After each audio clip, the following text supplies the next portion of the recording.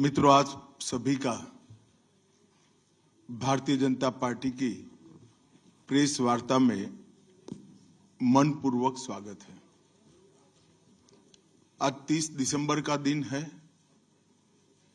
हम सभी भारतीयों के लिए गौरव का दिन है।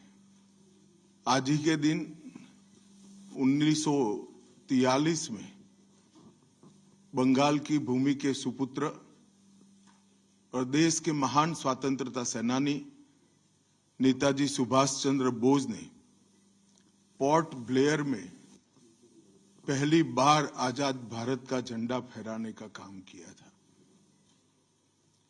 तो एक प्रकार से हमारे आजादी के संग्राम का ये बहुत महत्वपूर्ण मकाम था। और इसके कई साल बाद, 8 दशक बाद, आज 30 दिसंबर को जब हम पीछे मुड़ कर देखते हैं तो बंगाल के लिए भी आज से लेकर अप्रैल तक का समय बहुत महत्वपूर्ण समय है। अप्रैल में बंगाल में विधानसभा के चुनाव होने जा रहे हैं। भय, भ्रष्टाचार, कुशासन और घुसपैठ की जगह विरासत, विकास और गरीब कल्याण की एक मजबूत सरकार बनाने का बंगाल की जनता का संकल्प बंगाल में जहां पर भी जाते हैं वहां दिखाई पड़ता है। तृणमूल कांग्रेस के 15 साल के शासन में भय, भ्रष्टाचार और कुशासन और विशेषकर घुसपैठ से बंगाल की जनता चिंतित भी है, भयभीत भी है और आशंकित भी है। हम भारतीय जनता पार्टी के सभी कार्यकर्ता बंगाल की जनता को आश्वासन भी देना चाहते हैं और वादा भी करना चाहते हैं कि मोदी जी के नेतृत्व में बंगाल में भारतीय जनता पार्टी की सरकार बनने के साथ ही यहां की विरासत को हम पुनर्जीवित करेंगे। विकास की गंगा फिर से बड़ी तेज गति से बहेगी और गरीब कल्याण, जो बंगाल का आज बहुत महत्वपूर्ण मुद्दा बना है, देश भर में जहां जहां एनडीए सरकार है, भाजपा सरकारें हैं, हमने गरीब कल्याण को प्राथमिकता दी है। यहां पर भी गरीब कल्याण को प्राथमिकता दी जाएगी। और इस सब के साथ साथ एक ऐसी मजबूत राष्ट्रीय ग्रिड बनाएंगे जो बंगाल से घुसपैठ को समाप्त कर देंगी। इंसान छोड़ दीजिए, परिंदा भी पैर नहीं मार पाए, इस प्रकार की एक मजबूत ग्रिड की रचना हम करेंगे।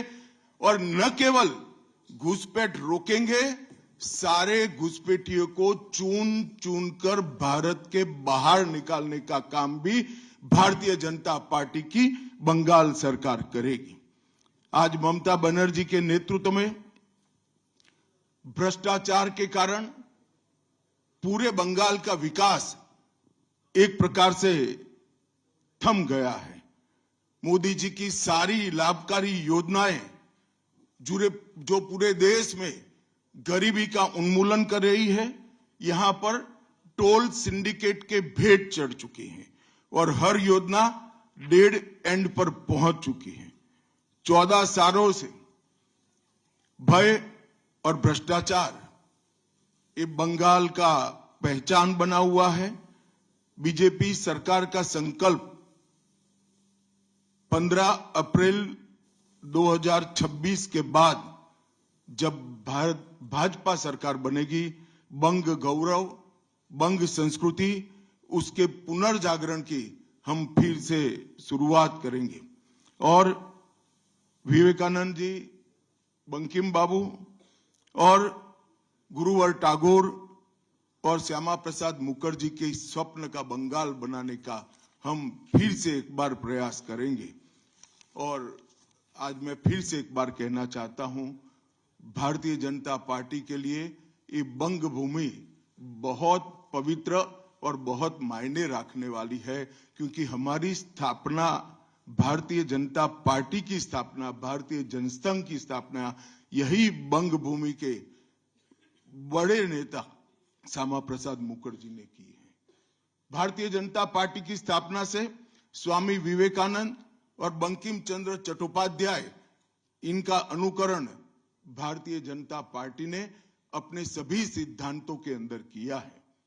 मित्रों, आज जब मैं कह रहा हूं कि इस बार 26 के बंगाल के विधानसभा चुनाव में बंगाल में हमारी सरकार बनेगी, इसका मजबूत आधार भी भारतीय जनता पार्टी के पास है।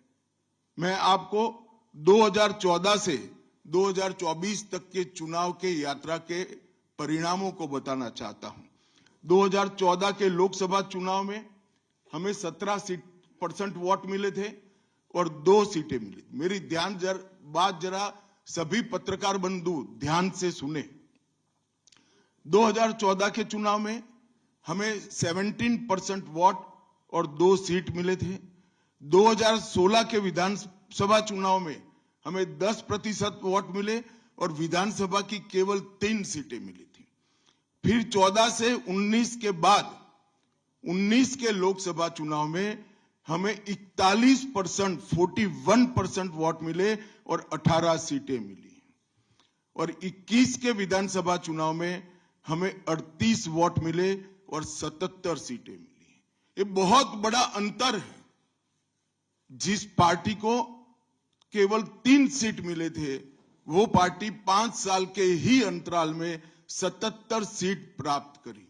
और इसका नतीजा देखिए, कांग्रेस, जिसकी एक प्रकार से स्थापना ही बंगाल से शुरू हुई, वो कांग्रेस पार्टी बिग जीरो पर पहुंच गई। और 34 साल तक शासन करने वाला कम्युनिस्ट गठबंधन भी एक भी सीट प्राप्त नहीं कर पाया और हमने मुख्य विपक्ष का स्थान प्राप्त किया। आज शुभेंदु जी मेरे साथ यहां पर बैठे हैं, वो हमारे प्रतिपक्ष के नेता हैं।